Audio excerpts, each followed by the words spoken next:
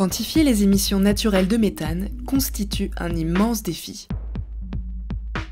Pour la première fois, un projet de la NASA est parvenu à mesurer, depuis le ciel, les rejets de méthane issus de vastes zones humides arctiques.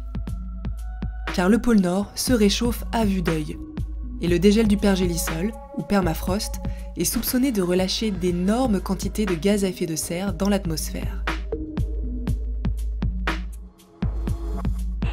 En Amérique du Nord, les sols arctiques, auparavant glacés, se gorgent d'eau et des millions de petits lacs d'érosion envahissent le paysage.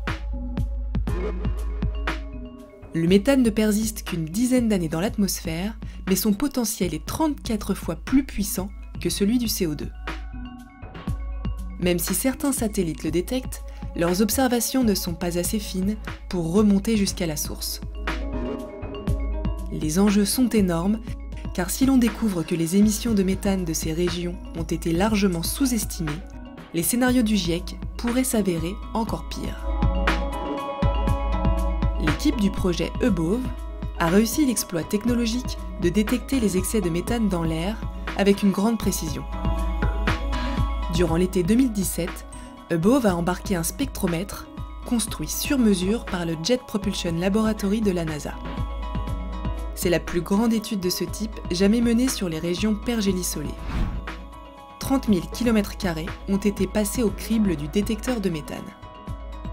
À l'altitude moyenne de 5 km, l'appareil a produit ce genre d'image d'environ 4 km de large sur 20 km de long.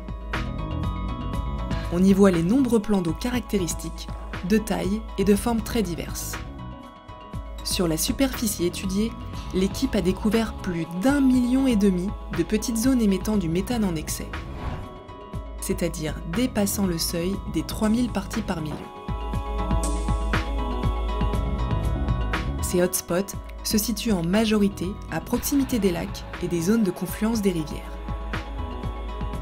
Ils sont aussi plus actifs lorsqu'ils se situent sur du pergélisol en train de dégeler. Les écologues supposent qu'en se réchauffant, le sol riche en matière organique nourrit de nombreuses espèces microbiennes méthanogènes.